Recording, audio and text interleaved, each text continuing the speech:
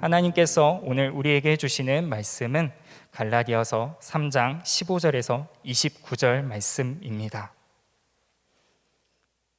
이제 함께 교독하도록 하겠습니다. 형제들이여, 내가 사람의 예를 들어 말합니다. 사람의 언약이라도 한 번 맺은 후에는 아무도 그것을 무효로 하거나 덧붙일 수 없습니다. 하나님께서 아브라함과 그의 자손에게 약속을 주실 때 여러 사람을 가리켜 자손들에게라고 하지 않으시고 오직 사람을 가리켜 내 자손에게라고 하셨는데, 이는 곧 그리스도이십니다. 내가 말하고자 하는 것은 이것입니다. 430년 후에 생긴 율법이 하나님에 의해 미리 정해진 언약을 무효화해 그 약속을 취소할 수 없다는 것입니다. 만일 율법을 난 것이라면 그것은 더 이상 약속에서 난 것이 아닙니다.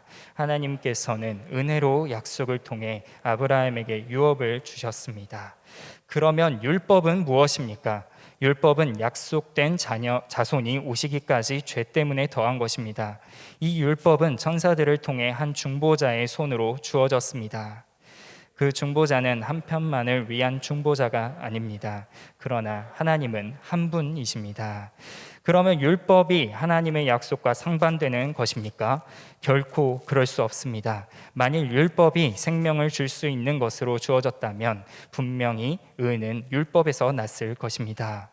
그러나 성경은 모든 것을 죄 아래 가두었습니다.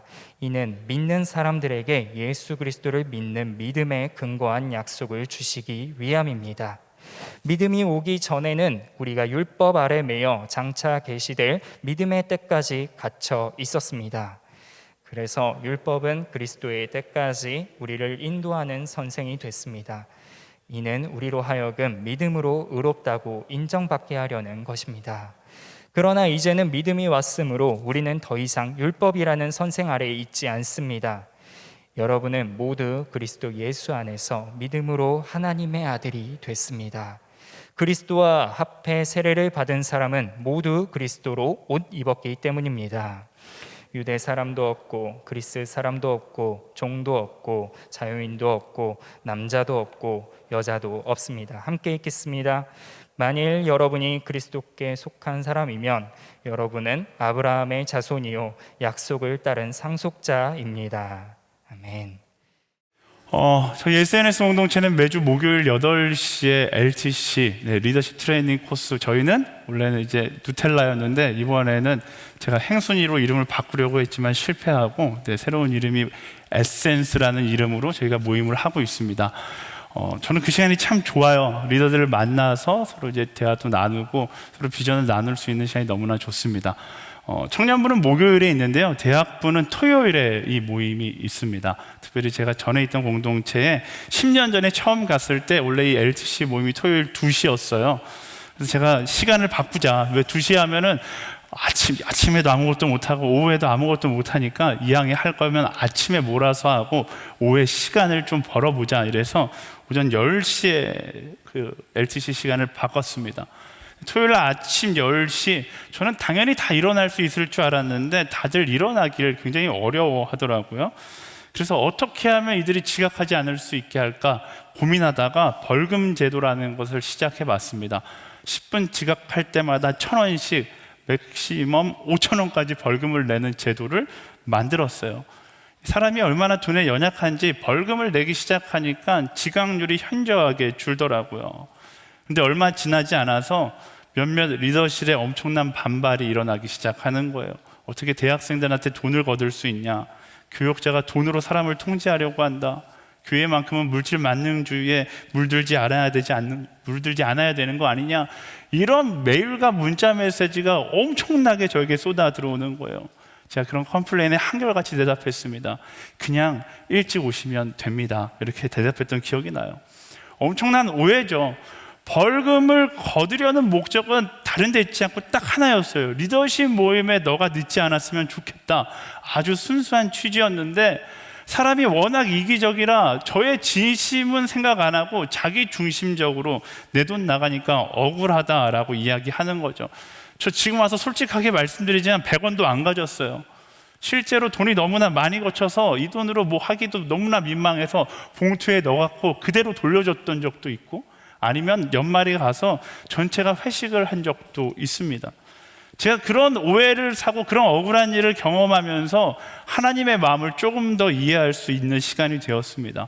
선악과를 세워놓고 하나님의 계획은 뭐였을까요? 그 선악과를 보면서 하나님과 사람과의 관계를 잊지 말라라고 언약의 관계를 세워놓으셨는데, 사람은 이기적으로 왜 저것만은 먹지 못하는가, 너무 먹고 싶어 죽겠다라고 불평했던 그 모습, 가나안 땅으로 보내기 위해서 원수의 이집트의 땅에서 건져내어 광야를 지나가게 하실 때, 광야라는 오늘의 현실만 바라보고 이집트가 좋았다고 원망하는 이스라엘 백성을 바라보는 하나님의 마음, 진짜 억울하셨겠구나라는 생각이 들었습니다. 사람은 이처럼 자기중심적입니다. 그래서 언제나 자기중심적인 관점에서 비본질적인 것을 너무 집중해서 보니까 본질적인 것을 무시할 때가 너무나 많아요. 그래서 정말로 좋은 의도를 갖고 선한 의도를 가지고 시작했는데, 사람들은 그 선한 의도를 보지 않고 다른 면들만 보고 말하고, 그래서 원망하는 일들이 일어날 때가 너무나 많이 있습니다. 성경에 나타난 대표적으로 억울한 것이 바로 오늘 말씀의 제목인 것처럼 율법입니다. 율법이 처음에 왜 존재했는가? 율법의 본질은요, 하나님과 인간과의 친밀한 관계를 위해서 존재하는 거예요. 사람의 삐뚤어진 시선으로 인해서 하나님과의 친밀한 관계를 유지시키는 율법은 무시하고 비본질적인 율법의 통제만을 바라보니까 사람들 가운데 율법주의가 나오기 시작하고 형식주의가 나오기 시작하는 거예요. 그래서 오늘 말씀 가운데서 사도 바울은 율법에 대한 이 오해와 억울함을 풀려고 노력하고 있는 것이죠. 15절부터 18절까지 말씀 함께 읽어볼까요? 15절에서 18절 시작. 형제들이여, 내가 사람의 예를 들어 말합니다. 사람의 언약이라도 한 번 맺은 후에는 아무도 그것을 무효로 하거나 덧붙일 수 없습니다.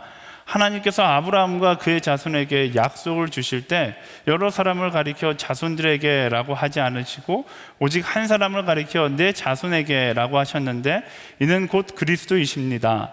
내가 말하고자 하는 것은 이것입니다. 430년 후에 생긴 율법이 하나님에 의해 미리 정해진 언약을 무효화해 그 약속을 취소할 수 없다는 것입니다. 만일 유업이 율법에서 난 것이라면 그것은 더 이상 약속에서 난 것이 아닙니다. 하나님께서는 은혜로 약속을 통해 아브라함에게 유업을 주셨습니다. 아멘. 사도 바울이 이야기하기를 사람들이, 갈라디아 교회가 그토록 중요하게 여기는 율법보다 더 본질적이고 더 먼저 된 것이 있다고 이야기하는 것이죠. 바로 그것이 지난주부터 언급하고 있는 아브라함에게 주셨던 언약, 믿음으로 의롭게 여김을 받는다. 그 언약이 율법보다 소중한 것이고 율법보다 먼저 우리에게 주어졌다라는 거예요. 언약이 율법보다 먼저라는 것이죠. 아브라함이 정확하게 연수 430년이 지난 후 하나님께서 아브라함에게 언약을 주시고 나서 430년이 지난 후에 율법을 주셨다라는 것을 강조합니다. 그리고 그 율법을 주셨을 때 그 언약을 무시하고 오늘까지 언약 끝, 내일부터 율법 시작, 이게 아니라 언약의 유효성을 이야기하시고 그 언약을 확증하기 위해서 율법을 주셨다. 언약을 확증하기 위한 도구로 율법을 주셨다라고 설명하는 것이죠. 근데 사람들이 새로운 것, 신상을 좋아해서 그런지 율법만 집중해서 바라보는 거예요. 모세에게 주신 율법, 그것만 묵상하고 집중하다 보니까 어떤 일이 일어나기 시작하는 거예요? 하나님과의 언약은 잊어버리는 것이죠. 그래서 우리가 많이 들었던 율법으로 구원에 이른다, 믿음으로 구원에 이르는 것이 아니라 율법으로 구원에 이른다라는 것이 정설로 여겨지는 이상한 상황이 되어버린 것입니다. 본질과 비본질이 뒤바뀌어 버린 거예요. 언약은 무시되고 율법만 강조되는 거죠. 그러면 어떤 일들이 일어나는가? 이렇게 율법만 바라보면 하나님과의 관계는 없고 율법의 형식만 남아서 나를 얽매어 고통스럽게 만드는 거예요. 그래서 율법주의의 신앙을 하고 살아가는 사람들의 신앙생활이 기쁠까요? 하나도 기쁨이 없는 거죠. 율법만 남은 신앙생활은 기쁨과 감사가 아니라 딱 한 가지만 존재해요. 고행 율법만 존재하는 거죠. 하나님 앞에서 내가 어떻게 하면 더 희생해서 율법 안에서 더 의로운 사람이 될 수 있을까? 율법 안에서 의로운 사람이 되기 위해서 끊임없이 자기를 쳐내는 고행만 존재하게 되는 것입니다. 그러니까 율법을 바라보면서 한숨 쉬는 인생이 되어버릴 수밖에 없다라는 것입니다. 율법은 너무나 억울해요. 나는 분명히 하나님의 은혜를 위해서 만들어졌는데 사람들은 내가 그렇게 얘기한 게 아니라 율법을 바라보면서 사람들이 스스로 오해하고 너는 우리를 너무나 힘들게 하는구나 이렇게 이야기하니까 율법 입장에서 너무나 억울한 것이죠. 말씀을 준비하면서 오늘 젊은 세대들이 결혼을 바라보는 것도 비슷한 상황이다라는 생각이 들었어요. 요즘 유행하는 게 결혼하지 않겠다라는 거잖아요. 결혼이라는 것을 봤을 때 결혼이라는 축복의 모습은 보지 않고 결혼하고 나면 내가 져야 될 책임만 바라보는 것이죠. 그래서 책임에 얽매이기 싫어서 결혼하기 싫다라고 선포하는 사람들이 정말로 많이 나오고 있습니다. 그렇게 얽매여서 살 바에는 하나밖에 없는 내 인생 충분히 자유롭게 살고 싶다, 결혼 안 하고 혼자 멋지게 살다가 죽겠다라고 생각하는 거죠. 근데 과연 그럴까요? 여러분, 성경 말씀 가운데 우리는 태어난 때부터 결혼해서 아담과 하와가 짝이 돼서 존재했어요. 그것은 하나님께서 주시는 축복이 결혼이다라는 것입니다. 그 축복의 본질을 바라보지 않고 책임이라는 내가 져야 될 책임의 비본질만 바라보면서 숨막혀 하는 것, 그거는 우리의 잘못된 시선이다라는 거예요. 여러분, 비본질만 계산하고 있으면 평생 결혼할 수가 없는 것입니다.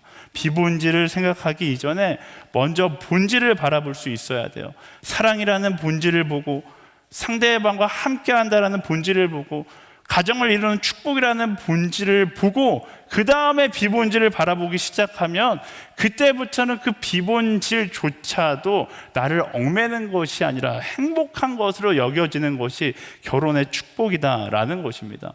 사랑하는 SNS 공동체 여러분, 저는 이 자리에 단 한 명도 시대가 하고 있는 이런 착각을 하지 않게 되기를 예수님의 이름으로 축원합니다. 하나님은 우리가 가정을 소망하고 가정 가운데 축복을 누리기를 원하신다라는 사실을 기억하세요. 그래서 다 한 영혼도 빠짐없이 결혼을 사모하고 가정을 만드는 것을 사모하게 되기를 예수님의 이름으로 축원합니다. 제가 이렇게 이야기하면 대부분의 청년들이 저를 보면서 그렇게 이야기하는 것 같아요. 안 하는 게 아니라 못 하는 건데요, 이런 표정으로 쳐다보시는 것 같은데요. 네, 제가 여러분들 책임지고, 이렇게 막 함부로 얘기하면 안 되죠. 어쨌든 제가 여러분들 어쨌든 목사로서 책임지고 여러분들 위해서 기도하겠습니다. 제가 SNS 공동체 온 지 2달 반, 3달이 다 돼가는데 공동체에 결혼에 갈급한 사람이 별로 없나 봐요. 저한테 결혼에 대한 기도 제목이 별로 찾아오지 않아요. 결혼하길 소망하시는 분들 결혼에 대한 기도 제목들 나눠주시고요. 저기 뒤에 앉아 계신 멘토님들 왜 계신 줄 알아요? 여러분들 결혼시키려고 앉아 계신 거예요. 그렇죠? 네, 우리 멘토님들한테 계속해서 기도 제목도 보내고 그 결혼을 위해서 함께 기도하는 그런 공동체가 될 때 우리 SNS 공동체에 놀라운 일들이 많이 일어날 줄 믿습니다. 네, 여기까지 하고 다시 말씀으로 돌아올게요. 네, 율법이 비본질이라면 어떻게 한다는 것인가? 믿음으로 의롭다 함을 받는 약속을 기억하고 그 약속 안에서 율법을 바라보라고 이야기하는 거예요. 더 쉽게 이야기하면 하나님의 사랑의 관점을 기억하고 그 사랑의 관점 안에서 율법을 바라보라라고 이야기하는 것입니다. 그래야만 율법의 정확한 역할을 알 수 있고 율법을 왜 우리에게 주셨는지 명확하게 볼 수 있다라는 것을 지금 사도 바울이 이야기하고 있는 것이죠. 우리가 하나님의 속성에 대해 이야기할 때 크게 2가지를 이야기해요. 첫 번째는 하나님은 사랑이다 라고 이야기합니다. 두 번째, 하나님은 정의의 하나님이다 라고 이야기해요. 그래서 사랑과 정의, 이런 이야기 많이 들어보셨잖아요. 하나님은 사랑과 정의의 하나님이시다. 그래서 이 2가지 속성을 따로 떼어놓고서 사랑의 하나님, 정의의 하나님 이렇게 생각하면 어느 순간부터 사랑의 하나님은 잘 떠오르지 않고 정의와 심판의 하나님만 남아있을 때가 굉장히 많거든요. 근데 여기서 우리가 생각해야 된 거, 무엇이 본질이냐라는 거예요. 태초에 하나님께서 천지를 창조하실 때 무엇으로 천지를 창조하셨을까요? 그 사랑의 마음을 담아서 창조하셨잖아요. 하나님께서 천지를 창조할 때 심판하실 생각으로 내가 인간을 만들어 놓고 내가 저 인간들을 내가 심판하겠다, 이런 마음으로 창조하시지 않았어요. 하나님께서 인류를 창조하신 건 딱 한 가지 목적, 사람을 창조하시고 함께 사랑하기 위해서 창조하셨다라는 것입니다. 이제 뭐가 본질인지 알겠어요? 사랑과 정의 가운데 무엇이 먼저 되었는가? 바로 사랑이 먼저 됐고 그 사랑이 본질인 거죠. 그래서 그 사랑의 관점으로 정의를 바라보기 시작하면 그 정의 안에서, 그 심판 안에서도 하나님의 사랑을 우리가 느낄 수 있게 되는 것입니다. 이사야서, 에레미야서, 다니엘, 에스겔, 심판의 메시지가 가득한 책이지만 그 책조차 무엇의 관점으로 바라봐야 되는 거예요? 하나님의 사랑의 관점으로 바라보면 그 메시지 안에 사랑의 회복의 메시지가 담겨 있다는 것을 알 수 있게 되는 것이죠. 우리 인생도 마찬가지예요. 인생 가운데 고난이 있고 어려운 일이 있고 괴로운 일이 있죠. 하지만 그 괴로운 상황 가운데 뭐 하는 겁니까? 괴로운 상황조차도 사랑의 관점으로 바라볼 수 있어야 한다라는 것입니다. 사랑하는 여러분, 하나님은 우리를 사랑하십니다. 믿으세요? 그 사실을 절대로 잊지 말아야 하는 거예요. 그 사실을 잊는 순간 우리는 하나님에 대해 오해할 수밖에 없는 것입니다. 사단은요, 이전이나 지금이나 이해할 수 없는 상황을 우리 인생 가운데 집어넣어서 무슨 사실을 잊게 만드는 거예요? 하나님께서 나를 사랑하신다, 하나님께서 우리를 사랑하신다라는 사실을 망각하게 만드는 것이죠. 그리고 자신이 처한 상황의 기초에 하나님을 판단하게 만들어서 어떤 하나님만 기억나게 하는 거예요? 심판의 하나님만 기억나게 만드는 게 사단의 전략입니다. 요즘 우리가 묵상하고 있는 욥기, 이제 많이 온 것 같은데 아직도 절반 정도밖에 안 왔어요. 어쨌든 욥기가 대표적인 예예요. 욥이랑 친구들이랑 같이 막 하나님을 묵상하는데, 묵상하다 보니까 인간적인 생각으로 묵상하다 보니까 어떤 하나님만 남고 있어요. 욥기 흐름을 보세요. 욥기 가운데 사랑의 하나님이 고백되고 있습니까? 아니에요. 인간들끼리 모여서 이야기하다 보면 사랑의 하나님은 하나도 기억되지 않고 심판의 하나님만 기억되는 거예요. 죄 지은 자를 미워하시는 하나님만 남게 되는 겁니다. 그러면 그럴수록 어떻게 되는 거예요? 우리는 말로는 하나님 막 이런 거룩한 이야기를 하는 것 같은데 실제적으로는 하나님과 점점 더 거리가 멀어져 가게 되어 있습니다. 하나님과의 멀어져가는 거리를 다시 가깝게 하기 위해서 우리는 항상 오해를 풀 수 있어야 돼요. 하나님은 일편단심이에요. 우리와 가까이 하고 싶어 하고 우리와 함께 하고 싶어 하시며 우리와 사랑을 나누고 싶어 하시는 거예요. 말씀드렸듯이 우리를 창조한 이유 자체가 사람을 창조하고 그들과 함께 사랑을 나누고 싶어서 우리를 창조하셨다라는 것입니다. 우리를 창조해놓고 심판하고 괴롭게 하려는 사이코패스 같은 그런 기질을 가지신 분이 하나님이 아니시다라는 거예요. 지금 이 시간에도 하나님은 우리와 사랑하고 사랑을 나누기를 원하세요. 그 하나님의 사랑을 잊지 않는 그런 한 사람 한 사람이 될 수 있어야 하는 것입니다. 간혹 가다가 기독교인들이 자기 생명을 포기하는 일들이 일어납니다. 그럴 때마다 가슴이 너무 아파요. 왜 그런 선택을 해야만 했을까? 하나님의 사랑의 마음을 제외한 채 살아가다 보니까 심판의 하나님만 생각하면서 살아가고 율법의 하나님만 생각하며 살아가고 죄를 미워하시는 하나님만 생각하면서 살아가다 보니까 하나님에게 마저 버림받았다라고 생각했기 때문에 그런 선택을 하는 거잖아요. 여러분, 그런 사단이 주는 착각에 빠지지 마세요. 하나님은 절대로 당신을 포기하지 않으십니다. 만약 혹시 이 자리에 조금이라도 그런 생각을 하고 계신 분이 있다라면 하나님께서 말씀하세요. 내 사랑을 오해하지 마라 라고 말씀하고 계시는 거예요. 하나님의 사랑을 오해하게 만드는 그 사단의 속삭임을 예수 그리스도의 이름으로 선포함으로 떠나보낼 수 있어야 하는 것입니다. 그래서 제가 자주 하는 이야기인데요, 제발 어려움 가운데, 고난 가운데, 슬픔 가운데 처했을 때 자기 감정에 취해서 하나님을 막 내 감정대로 판단하지 마세요. 하나님은 내 감정대로 판단하는 것이 아니에요. 하나님은 스스로 계시는 자라는 사실을 기억하십시오. 이 시대에 정말로 많은 청년들이 여러 가지 중독에 빠져 있어요. 술 중독, 마약 중독, 인터넷 중독, 알코올 중독. 그런데 제가 볼 때 가장 심각한 중독은 감성에 중독되어 있다는 거예요. 우린 너무나 감성적인 것을 좋아합니다. 세상 살기 힘들다라고 이야기하는 사람들의 SNS에 들어가 보면 SNS 들어가는 그 순간 딱 알아. 이 사람은 힘들 수밖에 없다. 왜?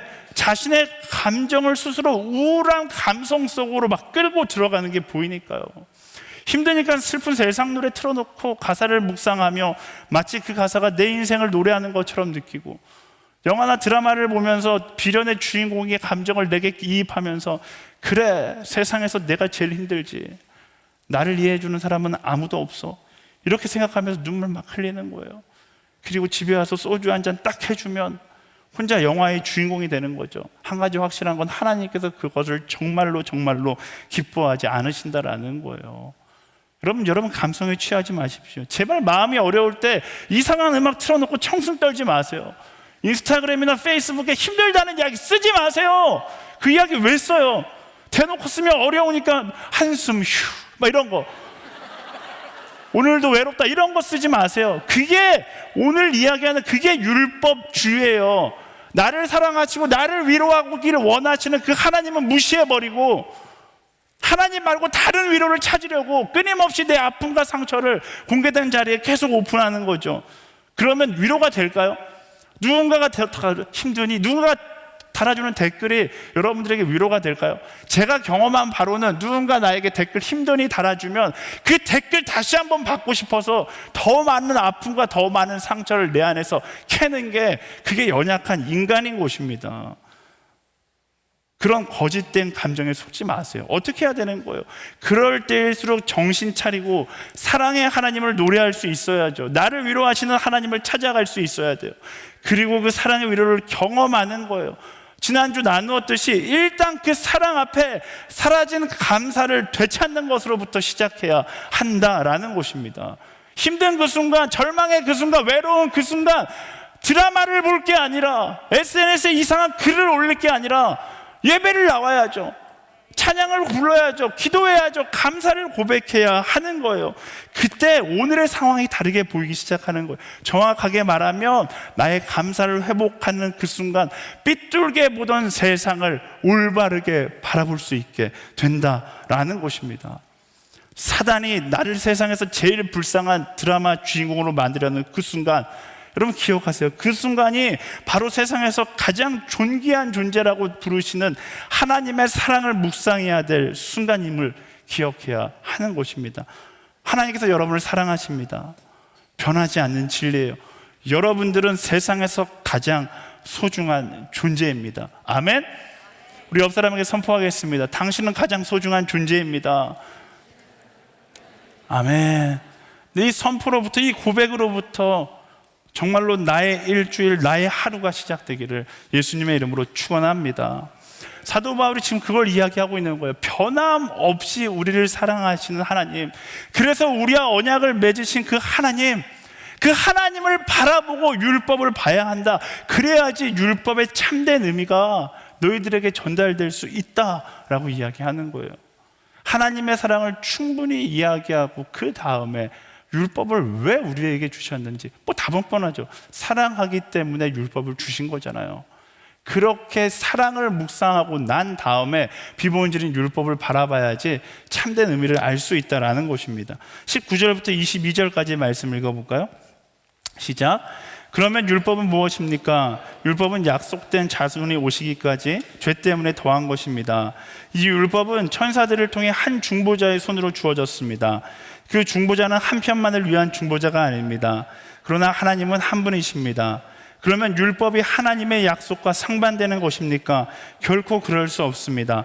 만일 율법이 생명을 줄 수 있는 것으로 주어졌다면 분명히 의는 율법에서 났을 것입니다. 그러나 성경은 모든 것을 죄 아래 가두었습니다. 이는 믿는 사람들에게 예수 그리스도를 믿는 믿음에 근거한 약속을 주시기 위함입니다. 아멘. 사도 바울이요, 율법은 죄 때문에 더한 것이다 라고 이야기합니다.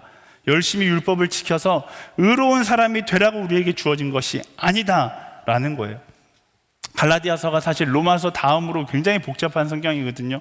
근데 어쨌든 제가 여러분들에게 쉽게 설명하자면 사도 바울이 설명하는 율법의 존재 목적은 아주 명확합니다. 진짜 지난주에 나누었던 것처럼 율법은 나를 정확하게 바라볼 수 있게 해주는 거울과 같아서 율법을 통하여 나를 바라봄으로 나의 죄인됨을 깨닫게 하기 위해서 주어졌다라는 것입니다. 율법을 통해서 의인과 죄인을 구별하기 위해서가 아니라 우리 모두가 다 죄인이라는 사실, 우리 모두가 다 죄에서 벗어날 수 없는 죄인이라는 사실을 자각하게 하기 위해서 우리에게 주어졌다라는 거예요. 그렇다면 율법은 결국 우리를 정죄하기 위해서 주어진 것인가? 그렇지 않죠. 여기서 우리가 무엇을 기억해야 됩니까? 앞서서 계속 이야기한 율법 이전에 우리에게 주어진 더 중요한 본질, 하나님의 사랑의 언약을 기억해야 되는 거예요. 그래서 그 사랑의 언약을 기억하고 율법을 만나게 되면 율법을 통해서 얻는 결론은 와, 나는 죽어 마땅한 죄인이야, 이게 아니고 한 발자국 더 나아가서 나는 은혜 아니면 살아갈 수 없는 존재구나. 그것이 하나님의 사랑을 아는 자들의 율법을 통해 얻게 되는 결론이다라는 것입니다. 그래서 말씀이 뭐라고 이야기해요? 율법은 우리를 은혜로 인도하는 선생이다, 이렇게 설명합니다. 24절과 25절 말씀 읽어볼까요? 시작. 그래서 율법은 그리스도의 때까지 우리를 인도하는 선생이 됐습니다. 이는 우리로 하여금 믿음으로 의롭다고 인정받게 하려는 것입니다. 그러나 이제는 믿음이 왔으므로 우리는 더 이상 율법이라는 선생 아래 있지 않습니다. 아멘. 율법은 예수 그리스도의 때까지 우리를 인도하는 선생이다 라고 이야기합니다. 이 선생이라는 단어가 참 재밌어요. 원어로 헬라어로 파이다고고스라고 이야기하는데 다른 성경에서 몽학선생, 초등교사라고 번역되어 있습니다. 원어의 의미를 찾아보면 당시 부유한 가정에만 있었던 선생 제도인데 주인의 자녀를 훈육하는 종이다. 이게 어떻게 가능할까 잘 모르겠지만 어쨌든 주인의 자녀를 훈육하는 종이에요. 이 종에게는 특별한 그 특권이 있었는데 종의 신분임에도 불구하고 주인, 그러니까 자신의 주인의 자녀, 어쨌든 주인의 자녀도 나의 주인이잖아요. 주인의 자녀를 매를 들고서 단속할 수 있는 훈육권이 있었다라고 이야기합니다. 엄청난 권리죠. 그러니까 마음에 안 들면 내 주인의 자녀라 할지라도 후드러 팰 수 있는 특권이 그에게 있었다라는 거예요.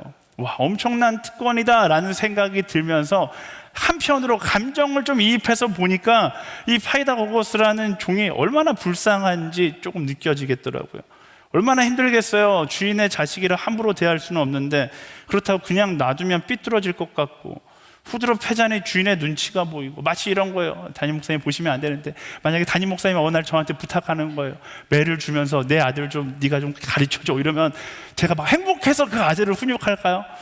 부들부들 떨겠죠. 부들부들 떨어서 아마 저는 한 대도 못 때릴 거예요. 파이다고고스는 사실 그런 거예요. 종들 가운데 인정받은 종만이 할 수 있는 직분이지만 가장 힘든 자리가 바로 이 파이다고고스의 자리였을 겁니다. 파이다고고스가 훈육할 때 어떠겠어요? 이 주인의 자녀라는 소중한 존재를 인정하면서 성심성의껏 사랑으로 훈육했을 것입니다. 파이다고고스가 되기 위한 유일한 기본 조건이 있다면 사랑이 없다라면 절대로 감당할 수 없는 자리가 이 파이다고고스의 자리인 거죠. 그런 의미에서 사도 바울이 정말로 비유를 잘한 것 같아요. 파이다고고스가 아무리 호똑하게 훈육을 한들 주인의 자녀라는 존재를 부정할 수는 없는 거잖아요.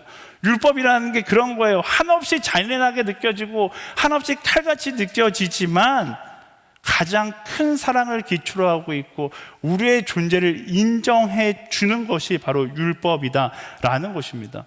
율법은 우리의 악행에 대해서 꾸짖고 벌할 수 있습니다. 하지만 우리의 존재를 율법이 변화시킬 수는 없는 거예요. 율법의 역할은 말씀대로 우리의 죄악됨을 깨달아 알게 하고 그래서 그리스도의 은혜 아니면 살 수 없기에 그리스도께로 나아가게 하는 것이 바로 율법의 역할이다라는 것입니다. 여기서 이제 율법의 오해를 풀기 위한 우리의 선택이 필요한 거예요. 율법은 너 이렇게 죄악됐으니까 그리스도께로 나아가 이렇게 이야기하는 게 율법이라는 거예요. 이제 선택은 우리가 하는 것이죠. 그 율법의 인도함을 따라 예수 그리스도 앞으로 나아갈 것인가 아니면 율법의 인도를 무시하고 여전히 율법 안에 거할 것인가. 만약에 우리가 그 율법의 인도를 따라 예수 그리스도 앞으로 나아가면 율법은 억울함을 풀고 좋은 선생으로 기억될 것입니다. 하지만 반대로 율법이 나아가라고 말했음에도 불구하고 율법의 인도를 따라가지 않고 여전히 그 자리에 머물러 있다라면 갈라디아 교회가 인식하고 있는 것처럼 율법의 통제에 머물러 나쁜 선생으로 인식되는 것이죠. 그래서 사실 하나님의 사랑을 아는 사람들에게는 율법은 더 이상 두려움의 대상이 아닙니다. 오히려 주님 아니면 살 수 없다는 것을 깨닫게 해주는 깨달음의 도구인 거죠. 언제 그것이 가능합니까? 하나님의 사랑에 대해서 오해하지 않을 때, 율법의 인도하심을 따라 예수 그리스도의 십자가 앞으로 나아갈 때 우리는 율법에 대한 모든 오해가 풀리게 되는 것입니다. 여러분 고등학교 때 생각해 보세요. 여러분 뭐 저랑 나이대가 비슷하다고 치죠. 어쨌든 우리 고등학교 때 체벌이 있었잖아요. 고등학교 선생님 중에 항상 많이 때리는 선생님은 뭐 호랑이 선생님, 뭐 크레이지 독 이런 별명을 가지고 불렀잖아요. 근데 고등학교 졸업하는 그 순간 어떻게 돼요? 졸업하는 그 순간 선생님하고 졸업식장에서 막 눈물 다 짜내고 졸업하고 난 다음에는 그때 그 선생님이 나를 인도해 주었던 좋은 선생님이 되는 거잖아요. 고등학교 졸업했는데 여전히 어스승의 날 가면 나를 막 후드러 패는 선생님은 그 사람은 고소당해야 되는 거잖아요. 그런 거예요. 우리의 선택에 달려 있는 것입니다. 우리가 율법으로부터 졸업해서 예수 그리스도 앞으로 나아가면 율법은 더 이상 억울한 이미지가 아니라 고마운 추억으로 기억될 수 있게 된다라는 거예요. 여러분은 어떤 인생을 살아가고 있습니까? 어떻게 보면 오늘 우리가 사는 세상 자체가 율법주의예요. 나를 평가하는 세상의 눈치를 보면서 우리는 살아가잖아요. 그래서 스스로의 죄악된 모습과 약함과 연약한 모습들, 어떻게든 그런 모습은 다 숨기고 잘난 모습만 보이고 살아가려는 것, 그렇게 자존심으로 똘똘 뭉쳐서 나를 평가하는 율법의 눈을 피해 다니는 인생을 살아가는 게 어떻게 보면 오늘 세상의 모습입니다. 왜? 율법 앞에서 나의 약함과 나의 치부가 드러나는 순간 나는 버림받을 것이라는 두려움 때문에 그거 두려움에 억눌린 인생을 살아가는 것이죠. 세상 사람들은 자유해 보이지만 오히려 사람들의 시선에 눌려있는 속박된 율법주의의 인생을 살아가고 있는 거예요. 그렇게 율법의 메인 인생은 자존심으로 살아가게 되지만 오늘 말씀이 이야기하는 것처럼 그 율법을 지나 그리스도 앞으로 나아가서 그리스도 안에 사는 사람은 달라요. 왜? 나의 약함과 나의 죄악된 모습, 그 모든 것을 십자가 사랑으로 안아주시고 나를 그의 자녀라 불러주시는 하나님 안에서 우리는 모든 자존심을 벗고 자존감으로 살아가게 되기 때문에 그렇습니다. 그리스도인은요, 세상 가운데 나의 연약함을 숨기면서 쩔쩔매며 사람들의 나를 어떻게 바라볼까 이것 때문에 두려워하면서 살아가는 사람이 아니에요. 어떤 마음? 하나님께서 나의 모든 것을 인정하셨고 나를 자녀로 세워주셨다라는 그 자존감을 가지고 살아갈 수 있어야 하는 것입니다. 세상 가운데 허리를 펴고 당당하게 나아가는, 당당하게 살아가는, 자존감으로 살아가는 그리스도인들이 될 수 있어야 한다라는 것이죠. 사랑하는 여러분, 옆 사람에게 선포하겠습니다. 당당할지어다. 이렇게 선포할까요? 아멘. 하나님의 자녀로서의 당당함, 그 자존감을 갖는 거예요. 예전에 그 월요일 날은 제가 보통 아이를 돌보거든요. 저희 집에 딸이 하나 있는데 그때 교회에서 행사가 있어서 굉장히 잘 차려입고 행사를 마치고서 딸이 다니는 유치원에 딸을 데리러 간 적이 있었어요. 평상시에는 이제 월요일은 휴일이니까 추리닝 차림으로 유치원에 데리러 갔다가 그날은 정장에 머리도 깔끔하게 딱 하고 유치원에 갔는데 문 앞에 서서 딸이 나오길 기다리고 있을 때 한 아이가 쪼르르 나와서 저한테 묻더라고요. 아저씨 누구세요? 이러길래 제가 나는 하늘이 아빠야 이렇게 이야기했어요. 그러자 그 아이가 방으로 뛰어 들어가더니 야, 하늘이 아빠 진짜 잘생겼어 이렇게 외치는 거예요. 믿기 어렵지만 실화입니다. 네. 어쨌든 그 외침과 동시에 유치원에 난리가 났어요. 아이들이 다 뛰쳐나와서 저를 구경하기 시작합니다. 네. 아이들은 그 여론에 굉장히 빨리 이렇게 여론을 따라가기 때문에 한 아이가 입이 잘생겼다고 외쳤기 때문에 모든 아이가 잘생김의 기준으로 저를 보는 거예요. 아, 저게 잘생긴 거구나 이렇게 쳐다보는 거죠. 그때 저기 뒤에서 저희 아이는 그 12월생이라 이제 아이를 가지고 계신 분들은 아시겠지만 어렸을 때는 그 12월에 가까울수록 애가 약간 의기소침한 게 있어요. 12월생이다 보니까 항상 부끄러움이 많고 고개를 숙이고 다니는데 갑자기 그날따라 고개를 뻣뻣이 들고 허리를 펴면서 야 비켜 우리 아빠야 이러면서 나오는 거예요. 근데 그 모습을 딱 보는데 여러분이 지금 믿지 못해 비웃을 정도로 볼품없는 아빠를 둔 그 딸도 그런 자존감을 갖는데 천지를 창조하신 하나님을 아버지로 둔 그 하나님께서 나를 사랑한다고 말씀하시는데 나를 위해서 십자가 못 박혀 죽으셨고 내 모든 죄의 문제를 해결하시며 나와 동행하시겠다라고 말하는데 그렇게 하나님께서 인정하는 자의 자존감은 어떻겠습니까? 진지하게 한번 생각해 보세요. 그 당당한 자존감이 우리에게 있어야 하지 않겠습니까? 세상 가운데 똑같이 고개 숙이고 나의 연약함을 숨긴 채 자존심에 똘똘 뭉친 인생으로 살아가는 것이 아니라 하나님께서 인정하는 한 사람, 나를 위해서 예수 그리스도께서 십자가 못 박혀 죽을 정도로 나를 소중하게 여기는, 나는 하나님께 소중하게 여김받는 한 사람이라는 사실을 기억하고 당당하게 살아갈 수 있어야 하는 것입니다. 율법의 눈을 피해 헛된 거짓으로 만들어진 자존심이 아니라 하나님, 율법을 지나 나를 구원하신 예수 그리스도, 그분이 나의 아버지이시며 나와 함께 하신다라는 자존감으로 살아가는 인생, 두려움이 아니라 당당함으로 살아가는 우리 모두가 되기를 예수 그리스도의 이름으로 축원합니다. 아멘. 우리 옆 사람에게 선포하기 위해서 다시 한번 선포할게요. 눈을 쳐다보시고요, 당당하게 살지어다 이렇게 선포할까요? 아멘.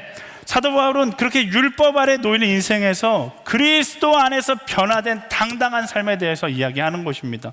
이제 더 설명하기 시작해요. 오늘은 간단하게 정리하고 마치도록 할게요. 왜냐하면 앞으로 갈라디아서 가운데 그리스도 안에서 변화된 당당한 삶이 무엇인지 이제 더 자세하게 나눌 것이기 때문에 오늘 예고편으로 딱 세 가지, 말씀이 이야기하는 세 가지 짧게 나누고 설교를 마치도록 하겠습니다. 26절과 27절 말씀 읽어볼까요? 시작. 여러분은 모두 그리스도 예수 안에서 믿음으로 하나님의 아들들이 됐습니다. 그리스도와 합해 세례를 받은 사람은 모두 그리스도로 옷 입었기 때문입니다. 아멘. 그리스도 안에서 변화된 사람의 당당한 삶, 첫 번째 변화는 자녀가 되었다라는 것입니다. 자녀가 되었기 때문에 당당하라는 거예요. 율법이라는 교사의 손길을 떠나 그리스도 안에서 새로운 옷을 입은 자녀가 되었다라는 것입니다.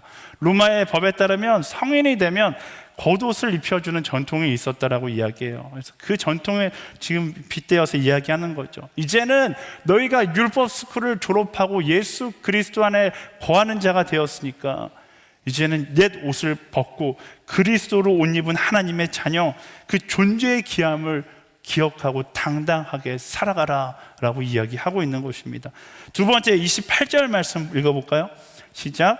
유대 사람도 없고 그리스 사람도 없고 종도 없고 자유인도 없고 남자도 없고 여자도 없습니다. 여러분 모두는 그리스도 예수 안에서 하나이기 때문입니다. 아멘. 그리스도 안에서 두 번째 변화는 하나가 되었다라는 거예요. 율법의 메인 사람의 가장 큰 특징이 뭐예요? 바리새인 생각해 보세요. 차별이잖아요. 율법을 통해서 다른 사람과 나는 다르다라는 것을 증명해내서 너는 죄인 나는 의인, 이런 우월의식에 사로잡힌 사람의 모습이 율법의 메인 사람들의 모습이었습니다. 하지만 말씀은 뭐라고 이야기해요? 그리스도 안에서 우리는 모두가 하나가 되었다라는 거예요. 이전까지는 율법 안에 거할 땐 차별하는 인생을 살았지만 율법 스쿨을 졸업하고 예수 안에 거하게 되면 그때부터는 모두를 다 사랑의 대상으로 바라보게 된다라는 것입니다. 왜? 나의 시선이 아니라 내가 그리스도와 함께 십자가 못 박혀 죽어서 이제는 내가 사는 것이 아니라 예수가 사는 것이기 때문에 예수 그리스도의 사랑의 시선으로 바라보게 된다라는 것입니다. 더 이상 차별이 아니라 사랑의 시선으로, 가족을 바라보는 그 시선으로 바라볼 수 있는 당당한 그리스도인들이 되기를 축복합니다. 세 번째 29절 말씀 함께 읽어볼까요? 시작. 만일 여러분이 그리스도께 속한 사람이면 여러분은 아브라함의 자손이요 약속을 따른 상속자입니다. 아멘. 세 번째 변화는 상속자가 되었다라는 거예요. 하나님 나라를 유업으로 물려받은 자가 되었다라는 것입니다. 다시 말하면요, 이 땅의 소망을 붙잡고 사는 사람이 아니라 하나님 나라의 소망의 복음을 붙잡고 살아가는 인생이 되었다라는 거예요. 이 땅의 성공을 붙잡고 사는 그런 인생이 아니라 하나님 나라의 영원한 소망을 바라보고 이제 말씀을 따라 살아가는 우리가 되었다라는 것입니다. 이 땅에 매여 사는 종된 인생이 아니라 하나님 나라의 소망을 붙들고 사는 상속자다운, 세상 그 어떤 것과도 바꿀 수 없는 가장 소중한 것을 붙든 한 사람으로 살아가는 그런 한 사람 한 사람이 되기를 예수님의 이름으로 축원합니다. 우리를 사랑하셔서 율법을 통해 예수 그리스도의 십자가 구원의 자리로 우리를 초청하셔서 우리를 자녀 삼아 주신 거예요. 그래서 우리가 하나 되게 하시고 하나님 역의 상속자가 되게 하신 것입니다. 우리를 자녀 삼아 주신 그 하나님의 은혜 앞에 오늘도 우리 큰 감사와 영광의 박수를 들리며 나아가겠습니다. 주님 감사합니다. 주님 감사합니다. 주님 감사합니다. 주님 감사합니다. 주님께 붙들린 자의 인생을 살아가겠습니다.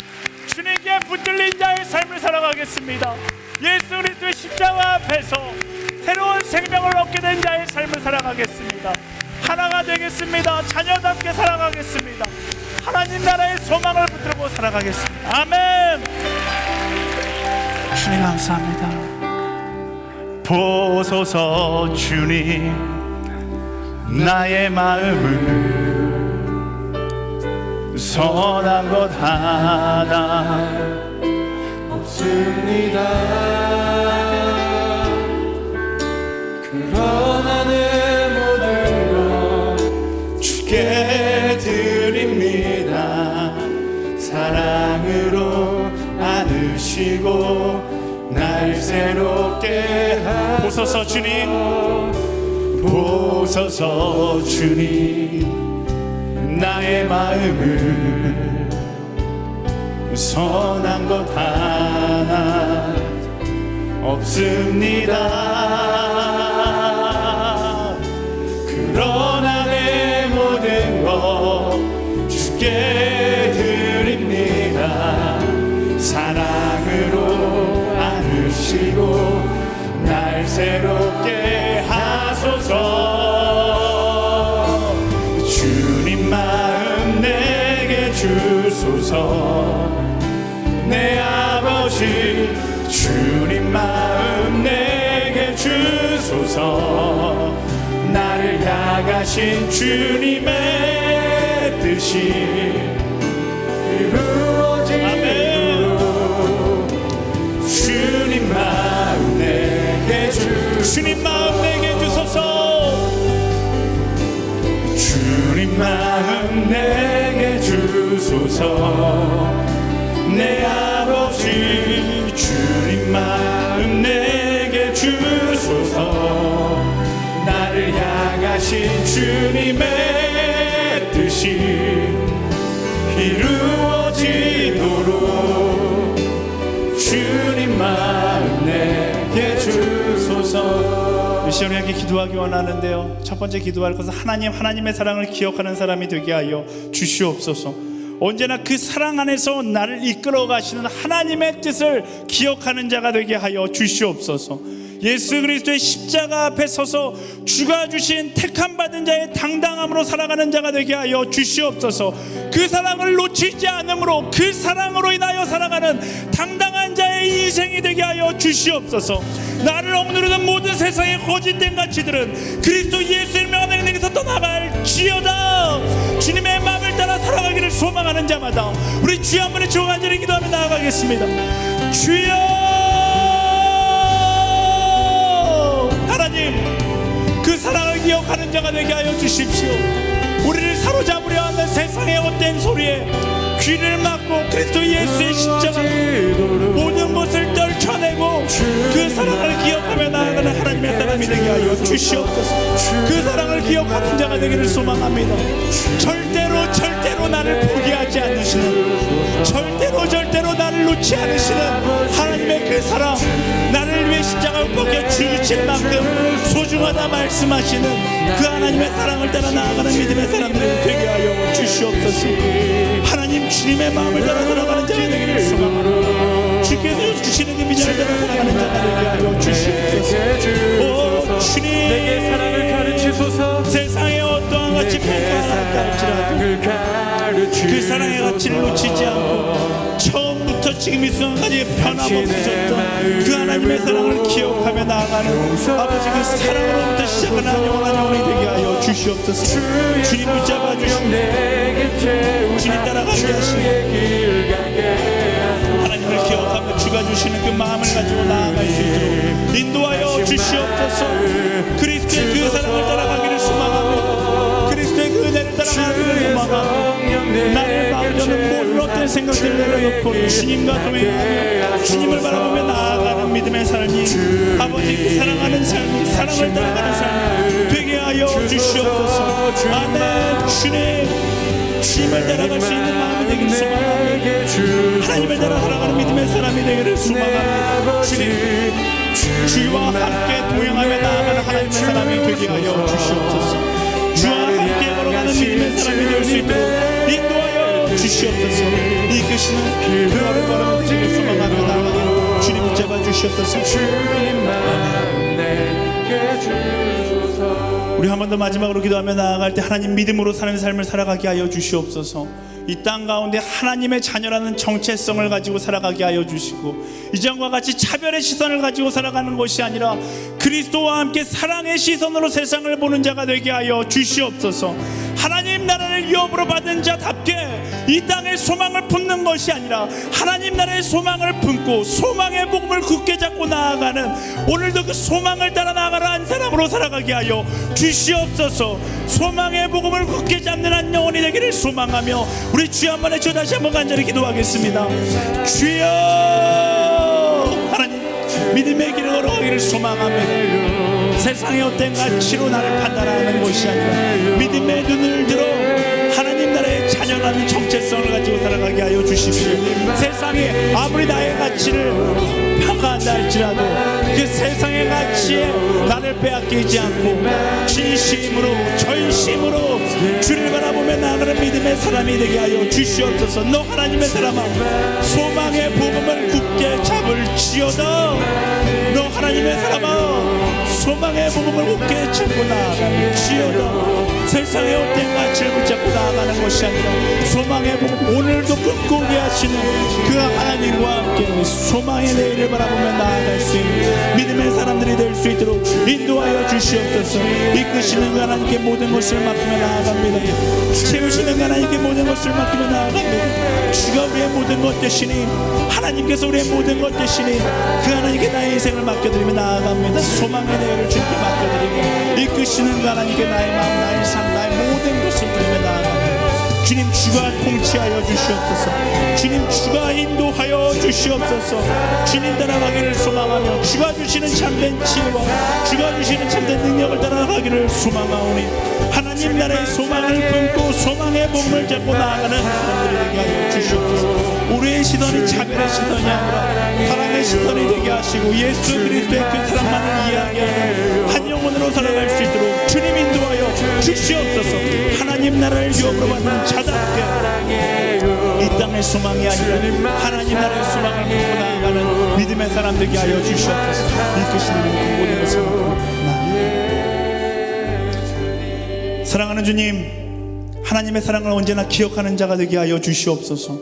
때로는 지독한 외로움 가운데 있고 절망과 거절감의 상처 가운데 힘든 시간을 보내고 있다 할지라도 그럼에도 불구하고 여전히 나와 함께하고 계시고 나를 사랑하시는 하나님의 사랑을 의심하지 않게 하여 주시옵소서. 오히려 그럴 때마다 그 하나님의 사랑에 나를 더 의탁할 수 있는 우리가 되게 하여 주시옵소서. 율법이 나의 죄악된 모습과 약함을 들춰낼 때 두려움으로 도망치는 것이 아니라 그리스도의 십자가로 나아가 새롭게 하시는 그 사랑의 능력을 경험하는 우리 모두가 되게 하여 주시옵소서. 하나님의 자녀라는 자존감을 가지고 살아가게 하시며 차별의 시선이 아니라 그리스도의 사랑의 시선을 갖게 하시고 이 땅의 소망이 아니라 하나님 나라의 영원한 소망을 품은 인생이 되게 하여 주시옵소서.